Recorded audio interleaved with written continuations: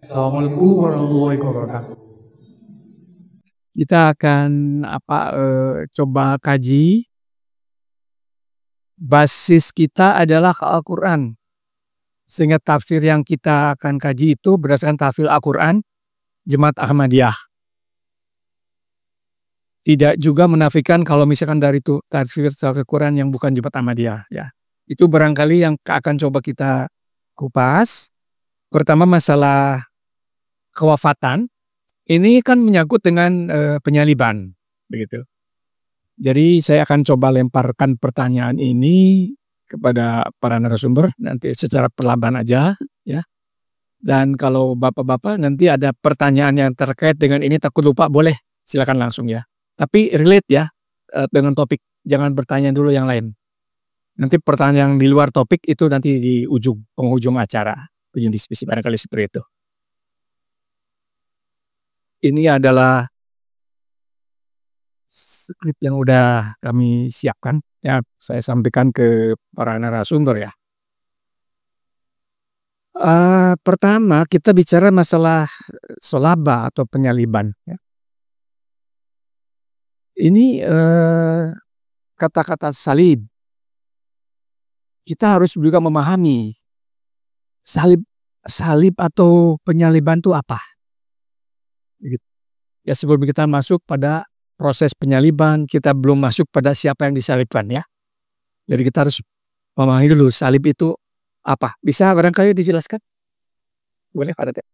Bismillahirrahmanirrahim. Assalamualaikum warahmatullahi wabarakatuh. Waalaikumsalam. Kita langsung saja mungkin berbicara, kalau kita berbicara masalah penyaliban, ini banyak sekali orang salah mengartikan bahwa ketika berbicara mengenai penyaliban itu ada berbagai persepsi. Ada yang mengatakan bahwa Yesus itu disalib gitu ya, dan juga mati di tiang salib. Ada juga yang diserupakan. Nah, Ahmadiyah Yesus itu disalibkan, tetapi maksud disalibkan di sana memang Nabi Isa itu dipancangkan di tiang salib, tiang pancang, tapi tidak disalibkan. Nah, maksud disalibkan di sini adalah sholaba itu adalah cara penyaliban ataupun cara hukuman yang paling luar biasa, bisa dikatakan paling kejam mungkin ya. Kenapa? Karena seseorang itu belum bisa dikatakan disalib kalau belum dikeluarkan sum-sumnya. Jadi kalau Nabi Isa itu dipancang di tiang salib tapi tidak dipatahkan, dan juga kakinya tidak dipatahkan dan juga tidak dikeluarkan sum-sumnya.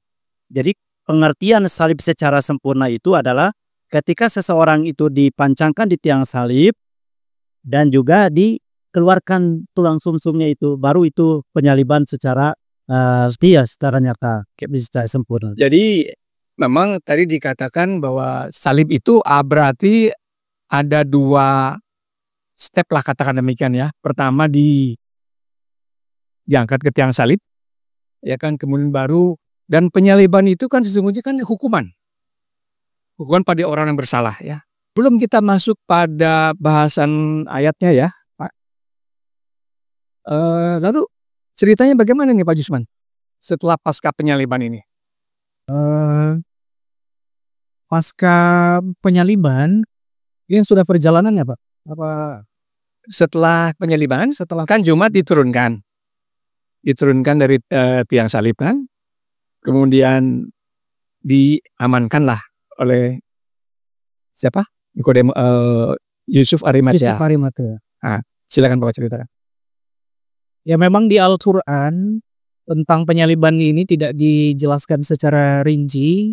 Mau tidak mau kita akan merujuk ke kajian Bible. Nah, setelah Nabi Isa alaihissalam atau Yesus itu diturunkan, nah, memang ini ada satu hal yang menarik dari Pilatus, bahwa karena sebelum penyaliban itu kan Pilatus menerima semacam petunjuk ya. Istrinya bahwa orang ini tidak bersalah, jadi jangan kamu untuk ikut campur di situ. Nah, makanya penyaliban itu diatur sedemikian rupa di hari Jumat, ya, sampai 3 jam saja karena sore itu adalah hari Sabat sehingga tidak boleh orang itu dibiarkan untuk disalibkan. Nah, termasuk Yusuf Arimatia ini ketika diminta jasad, ya, maksudnya yang Yesus yang digantungkan itu diminta oleh Arimatea. Nah, Pilatus itu ada memang sudah sepertinya ada persetujuan dari Pilatus sehingga diberikan. Nah, di situ ada kita dapati sebuah kubur batu, ya, makam. Kalau kita kan nyebutnya bahwa Nabi Isa dimasukkan ke makam. Tapi makam itu yang dimaksudnya bukan makam kuburan, ya, tetapi makam yang berbentuk gua yang masih makam berruangan. Nah, disitulah, ya, Yusuf Arimatia dan para murid-murid yang lain kemudian membalsam dengan, kalau di kajian-kajian pengobatan, yang disebut sebagai marham Isa. Nah, melalui marham Isa itulah, ya, Nabi Isa, ya, selamat sampai kita melihat bahwa di dalam Injil, ya, kita lihat bagaimana Nabi Isa itu datang menghadap kepada para murid-muridnya yang dikira sebagai hantu.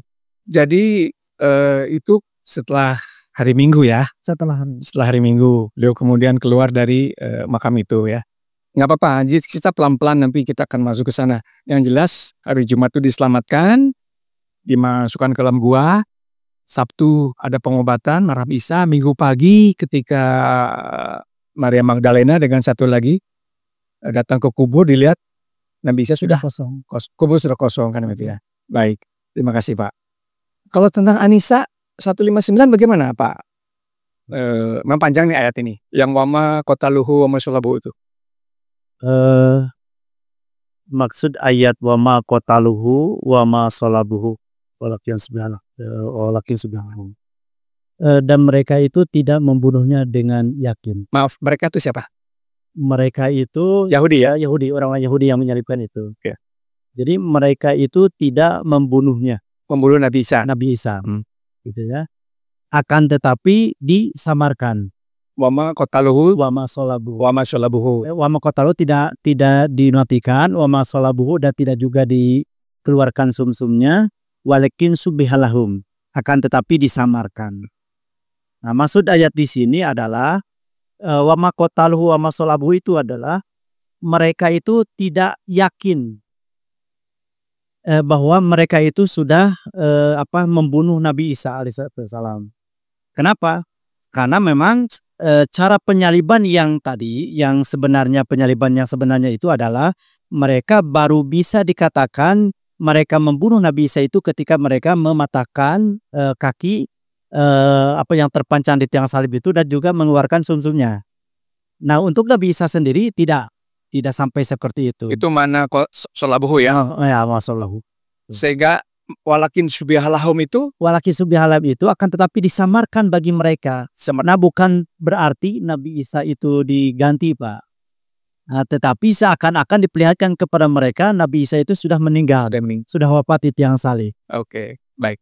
Lampan dulu barangkali. Pak Nana, boleh nggak dikasih pencerahan atau eksplor masalah ayat tadi, Pak? Wama kotaluhu wama solabuhu. Assalamualaikum warahmatullahi wabarakatuh. Terima kasih kepada Bang Eki dan narasumber yang lainnya serta disampaikan penghargaan kepada para hadirin hadirat yang mengikuti acara kajian ini. Baik, kaitan dengan surat An-Nisa yang berhubungan dengan peristiwa Nabi Isa. An-Nisa 160 kan? 160. Saya bacakan dulu rangkaian ayatnya dan kita terjemahkan secara kajian balaghahnya. Wama qataluhu wa basalabuhu walakin subbihalahu. Ujung ayat itu wama qataluhu yakinan. Wama qataluhu dan mereka tidak membunuhnya. Orang Yahudi tidak membunuh Nabi Isa.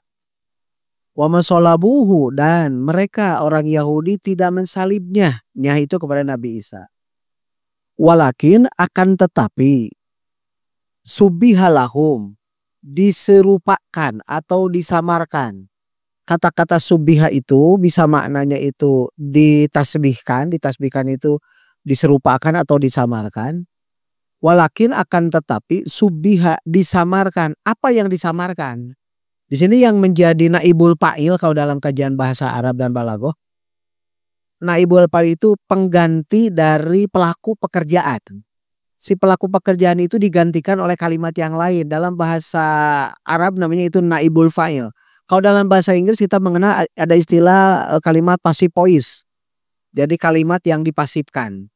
Subbiha akan tetapi diserupakan atau disamarkan. Apa yang disamarkan itu naibul fa'ilnya itu menceritakan apa? Nah, karena di sini yang menjadi penjelasan setelah subbiha itu kata lahum kepada orang Yahudi. Kalau kalimatnya subbiha lahu, berarti yang diserupakan itu adalah Nabi Isa. Karena yang diserupakan itu bukan Nabi Isa tetapi berkait dengan peristiwanya, maka kalimatnya itu menjadi subbiha lahum. Jadi akan tetapi diserupakan atau disamarkan. Apa yang diserupakannya itu? Peristiwa kematiannya. Nah, dalam kajian ilmu balaghah ada yang disebut dengan naibul fa'il dari hal musahadah. Hal musahidu, hal itu keadaan, musahadah itu yang disaksikan. Jadi keadaan yang disaksikan, peristiwanya itu peristiwa yang diserupakan dalam hal kematiannya. Peristiwa kematiannya seperti seolah peristiwa kematian itu menimpa, padahal bukan Nabi Isa, begitu. Di sini kalimatnya lahum. Lahum itu diserupakan peristiwanya hum kepada mereka, lahum kepada mereka, yaitu kepada orang-orang Yahudi. Karena di sini subbiha lahum berarti yang subbiha itu bukan Isanya, tapi peristiwanya. Jadi hadirin mudah-mudahan bisa difahami ya. Berat ini agak siang ini. Tadi udah kita pelan-pelan aja ya. Jadi Nabi Isa itu sejak peristiwa penyaliban ditafsirkan tidak mati di atas tiang salib kan gitu. Tapi kita lagi bicara tentang kewafatan. Ini bagaimana menyambungkan, karena apa? Peristiwa penyaliban Nabi Isa itu kan usia sekitar 33 tahun. Kan gitu. Nanti kita akan lompat pada Pak Jusman bisa dibantu. Bagaimana bicara itu dari 33 tahun dari Yerusalem ke Kashmir. Silakan Pak. Baik. Ini sebenarnya kajian yang menarik. Kenapa? Karena untuk masalah kewafatan atau status Nabi Isa wafat atau tidak saja umat Islam masih belum menerima ya dengan penafsiran yang diutarakan khususnya oleh Jemaah Ahmadiyah. Apalagi ke pertanyaan lanjutan, kemana Nabi Isa setelah disalibkan kalau beliau tidak wafat. Dan menurut Al-Quran jelas menurut Ahmadiyah bahwa Nabi Isa itu sudah wafat. Ya. Nah, pertanyaannya lantas kemana? Nah, ini memang masih menjadi misteri ya pada umumnya, baik di umat Yahudi, Kristen atau Islam. Nah, tetapi kalau kita melihat dari dua sisi, ini kan sesuatu hal yang sama-sama misteri. Dari dua sisi yang sama-sama misteri, ada satu hal yang lebih masuk akal yang disampaikan oleh Hazrat Mirza Tahir Ahmad, bahwa ketika Nabi Isa alaihissalam itu sudah wafat, ya, beliau dianggap oleh umat Islam diangkat ke langit sampai 2000 tahun masih hidup. Nah, sedangkan Ahmadiyah berpendapat bahwa Nabi Isa alaihissalam itu ya selama 87 tahun lantas kemana perginya? Nah, menurut beliau kita harus menelisik dari indikasi yang disampaikan oleh Al-Quran surah Ali Imran ayat 60, wa rasulan ila bani Israel, bahwa Nabi Isa itu adalah rasul bagi Bani Israel. Nah, kalau kita sandingkan di dalam Yohanes 10:6 ada satu perkataan dari Nabi Isa, ada lagi padaku domba-domba lain yang bukan dari kandang-kandang ini. Domba-domba itu harus kutuntun juga dan mereka akan mendengarkan suaraku dan mereka akan menjadi kawanan dengan satu gembala. Nah, kita ketahui bahwa ketika di zaman Nabi Isa alaihissalam itu hanya 2 suku yang hidup di Yudea. Nah, tujuan utama dari Nabi Isa itu, ya, kalau pertanyaannya tadi kalau Nabi Isa tidak ke langit, ya, atau sudah wafat lantas kemana? Pasti bahwa Nabi Isa itu akan menelusuri domba-domba Bani Israel yang disebutkan sebagai domba Bani Israel yang hilang tersebut. Nah, yang kedua, ada satu indikasi juga di dalam surah Al-Mu'minun ayat 51, ya, yang berbunyi waja'alna bana Maryam wa ummahu ayah wa awainahuma ila rabwatin di korori wa ma'in. Kami jadikan ibnu Maryam, yaitu Nabi Isa, dan ibundanya sebuah tanda, dan awainahuma, kami berikan sebuah tempat perlindungan, ya, di rabwatin, di suatu tempat yang tinggi, di korori wa ma'in, yang memiliki satu padang rumput dan sumber mata air atau air yang mengalir, sungai yang mengalir. Nah, sebagian para penafsir menyebutkan bahwa awainahuma, memberikan perlindungan itu merujuk kepada kepedihan atau kesulitan Maryam ketika melahirkan Nabi Isa, yang mana beliau menyandarkan ke tempat kurma itu, ya, yang dikisah di surah Maryam. Nah, tetapi menurut tafsir Ahmadiyah, awa, ya, menurut bahasa Arab itu kan memberikan perlindungan dari sebuah kesulitan atau penderitaan yang besar, sehingga dia diberikan sebuah tempat perlindungan. Baik, bentar. Saya agak harus potong sayen karena terlalu jauh. Maaf, saya sendiri apa yang giring terlalu jauh, maaf ya. Jadi dari Palestina usia 33 tahun, Ya. kemudian beliau mencari tadi gembala untuk digembalakan 10 suku yang lain, ya kan? Sampai kemudian kalau secara map journey secara peta, beliau berjalan kaki atau pakai apa saya nggak paham, karena memang yang jelas ada suatu alat transportasi kan. Itu yang saya pahami itu mengikuti jalur sutra. Jalur sutra. Jalur sutra dari Iran, dari Irak, Iran, Afghanistan sampai ke Pakistan Utara dan Hindustan. Nah, di sana beliau dikatakan usia wafat dalam usia 120 tahun. 120 tahun. Nah, itu aja barangkali nanti kita akan melanjutkan ya Pak ya. Tapi sebelumnya begini, kalau tadi dikatakan 120 tahun, Pak Kapet, apakah itu didukung dalam ayat Al-Quran?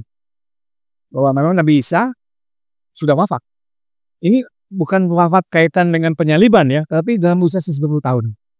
Baik, kalau berbicara tentang kewafatan, ada dalam surat Al-Maidah ayat 118 contohnya, seperti A'udzubillahi minasyaitonir rajim, dibacakan wa kuntu alaihim syahidan ma dumtu fihim walamma tawaffatani kunta anta raqiba alaihim wa anta ala kulli syai'in syahid.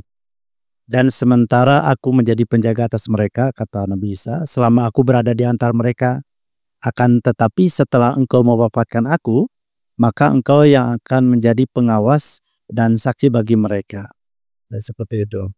Nah, itu pun dikuatkan dengan dalil-dalil Al-Quran yang lain, Pak. Sebentar dulu Pak. Tadi kata kuncinya apa tadi? Apa faitan? Tawaffatani, Faitan itu artinya mewafatkan aku. setelah engkau mewafatkan aku, setelah lafal mewafatkan aku. Iya. Nah, itu jelas dikatakan bahwa Nabi Isa sudah wafat kan. Nah, kemudian ada enggak Pak arti lain selain wafat? Misalkan begini, maaf saya harus misalkan tidur. Ya, mangga saudara. Iya. Kata tawafa ini memang ada makna lain ataupun ada arti lain selain mewafatkan, yaitu menidurkan. Tetapi dalam konteks Nabi Isa ini pasti kalau arti kata tawafa itu pasti adalah mematikan ataupun menyampaikan kepada ajalnya, sampai kepada ajalnya. Baik.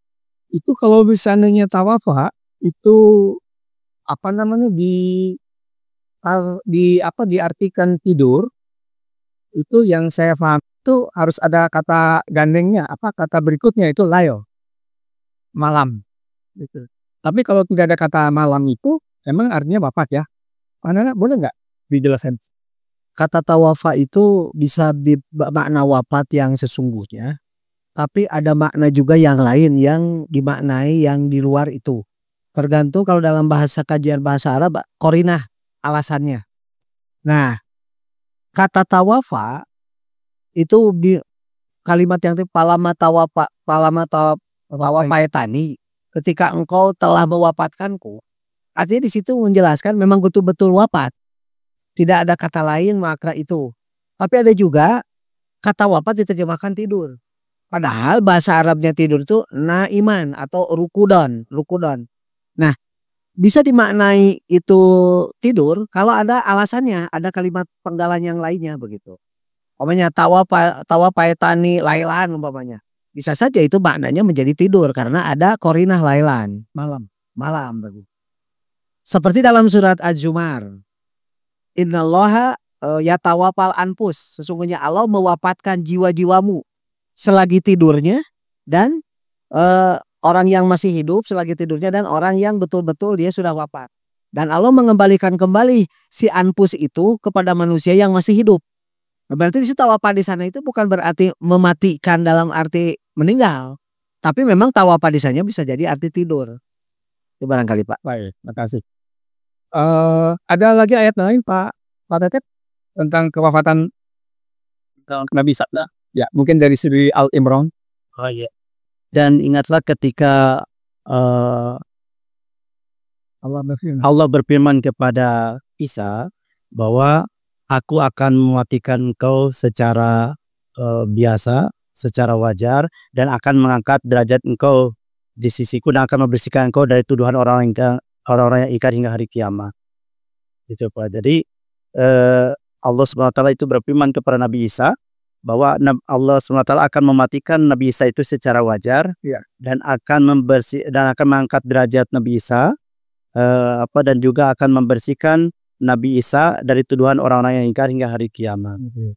Jadi kata kuncinya mutawafika. Mutawafika juga. Mutawafika berarti artinya mewafatkan kau secara biasa, secara wajib. Ini memituka barangkali begitu Pak. Ya sama, mutawafika itu adalah ini memituka. Ada arti lain nggak Pak? Panana tentang mutawafika. Mutawafika itu bisa diartikan juga itu karena itu adjektif kalau dalam bahasa Inggris. Kalau dalam bahasa Arab itu namanya isim fa'il. Ini mutawafika sesungguhnya akulah mutawafika yang mewafatkanmu. Tapi ada juga orang yang memaknai mutawafika itu yang menyempurnakan kehidupanmu. Ada juga yang begitu. Saya rasa silakan saja makna itu. Yang penting ada korinahnya, ada alasannya. Ada penyebab kenapa ini diterjemahkan mewafatkan dalam arti mumituka. Dan ini kenapa diterjemahkan menyempurnakan. Tawafae, wafi itu artinya memang sempurna. Ketika dimasukkan kepada sisipan kalimat yang lain, tawafa, mewujudkan kesempurnaan hidup manusia berarti dipanggilnya oleh Allah. Jadi kesempurnaan hidup seorang insan itu adalah kematian. Jadi itu akhirnya mati juga, kita juga akan meninggal juga kan gitu Pak ya. Itulah kesempurnaan. Baik. Kemudian ini Pak Tatepaf tentang warasiuka. Ya. Ilaya. Maaf Pak Tatep, silakan dieksplor Pak tentang rawika ilaya. Ya, jadi saya sampaikan supaya terperinci bahwa izkalallahu ya Isa ini mutawafika wa rabbuka ilayya wa mutahhiruka minal ladzina kafaru wa ja'ilul ladzina tabauka fawqal ladzina kafaru ila yaumil qiyamah. Itu dalam surat Al-Imran ayat 56 bahwa hai Isa, sesungguhnya aku akan mewafatkan engkau dan akan meninggikan engkau di sisiku. Ya, jadi mewafatkan dulu baru meninggikan ataupun mengangkat. Rafaka itu mengangkat.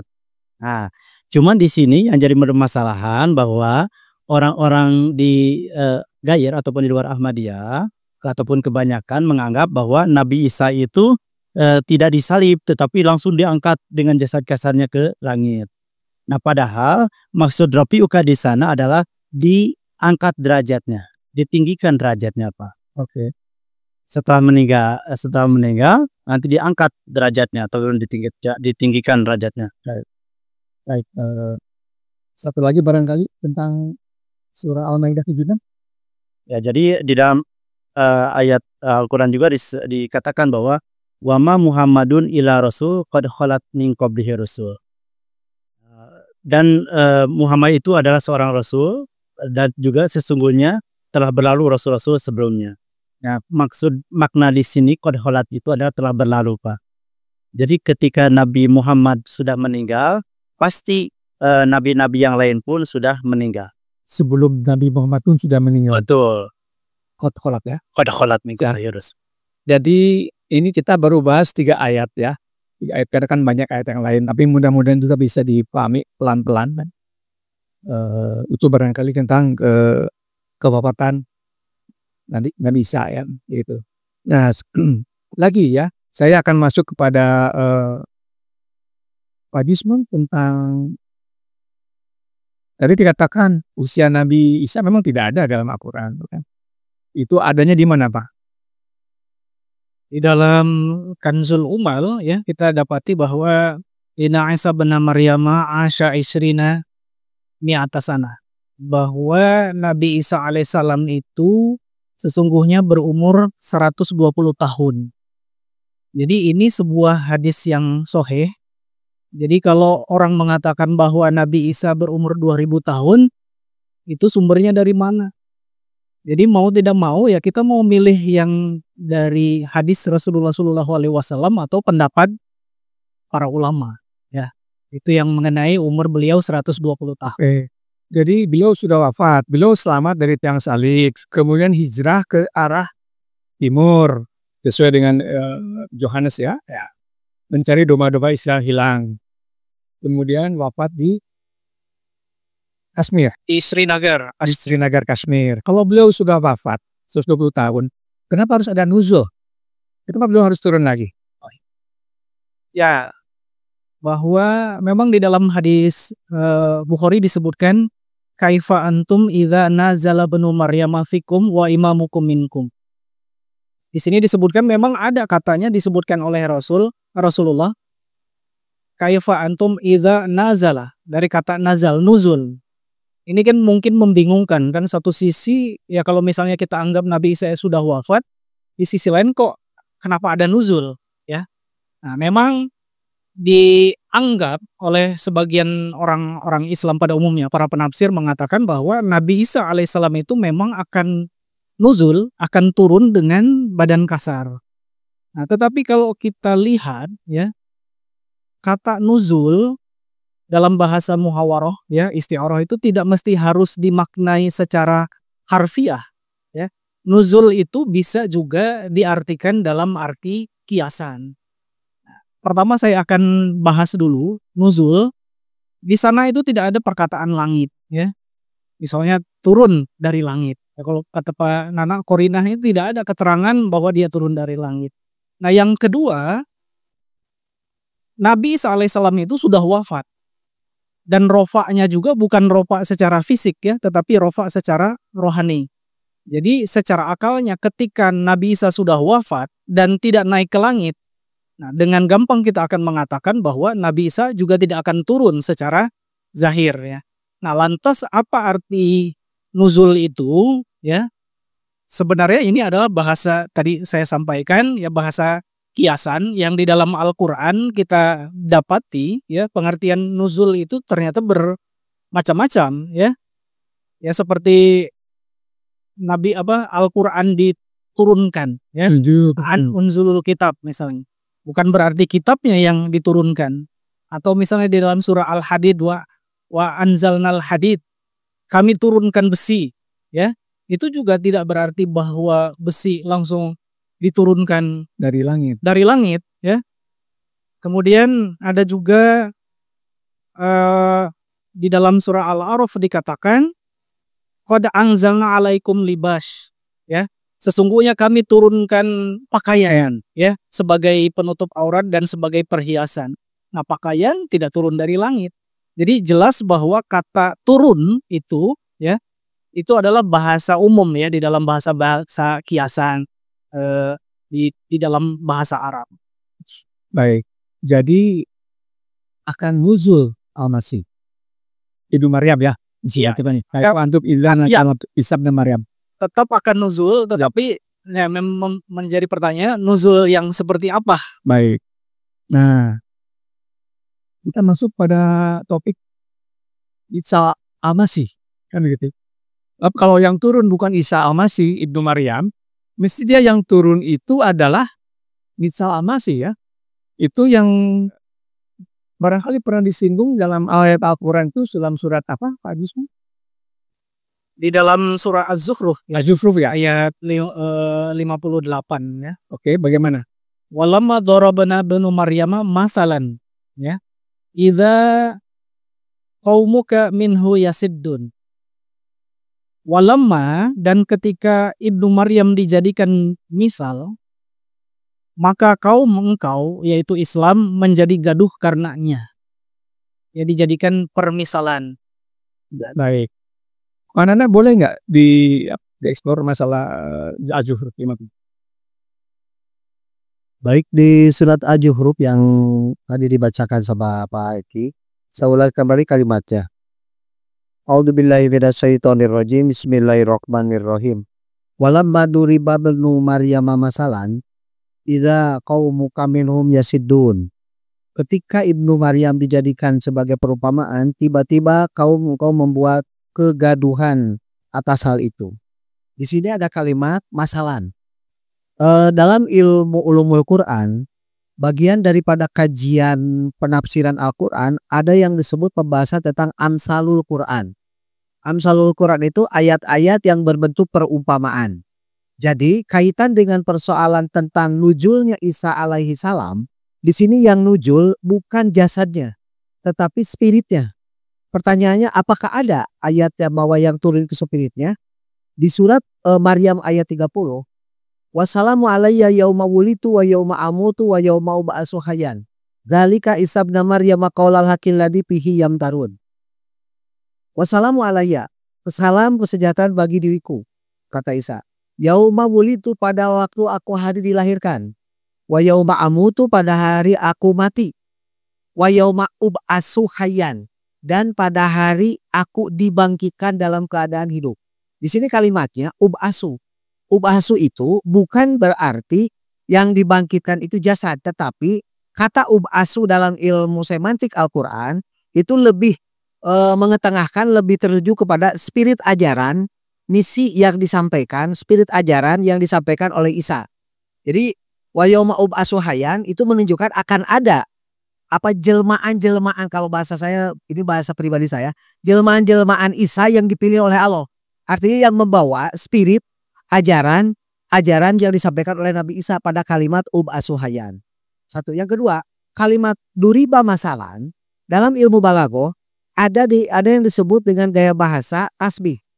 Umpamanya, anta kasamsi, anta samsun, engkau bagaikan matahari atau engkau matahari. Bukan berarti engkau itu matahari.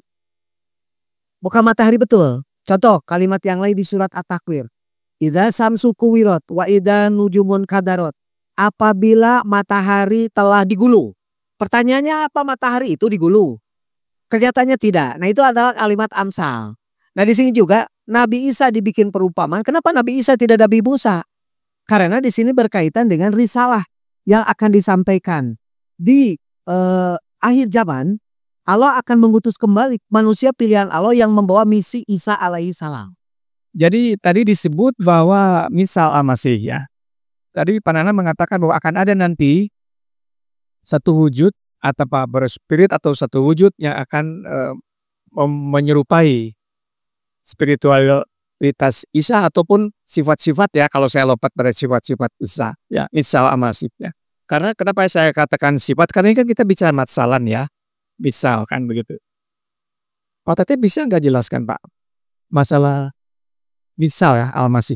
Kalau dikatakan bahwa kan ada seorang yang menawarkan diri sebagai Al-Masih yang dijijikan, yaitu Hadrat Mirza Ghulam Ahmad alaihissalam. Nah, boleh Pak Tete jelaskan apa sih kesamaan misal dari Isa alaihissalam, Isa Musawi dengan Isa Muhammadi? Mungkin beberapa saja, tidak banyak, silakan.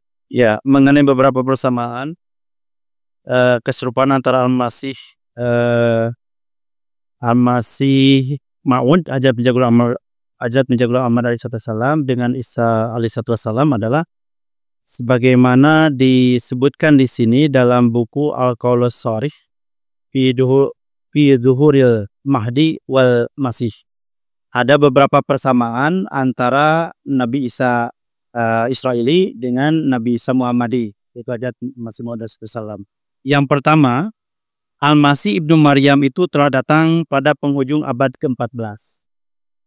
Nah, setelah diutusnya Nabi Musa alaihissalam, demikian juga Masih Maud telah datang pada penghujung abad ke-14 setelah diutusnya Nabi Muhammad SAW. Jadi dari segi waktu ya, waktu rentang antara Musa alaihissalam dengan Yesus, dengan Nabi Isa alaihissalam itu lebih kurang 14 Abad. Ya. Sedangkan rentang waktu dari kedatangan Rasulullah SAW Sampai ke Imam Mahdi, sampai ke Masih Maud ini sama juga. sama 14 ya.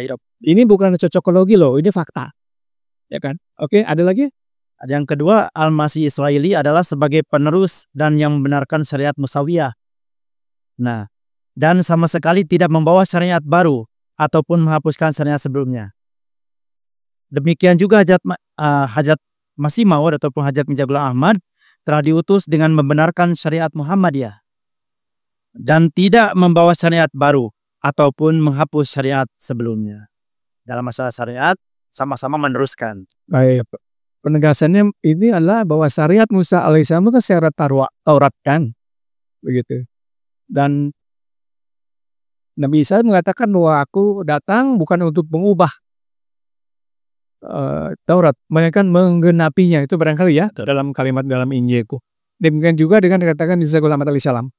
Tidak merubah sedikit. Tidak merubah sedikit syariat Muhammad sallallahu alaihi wasallam.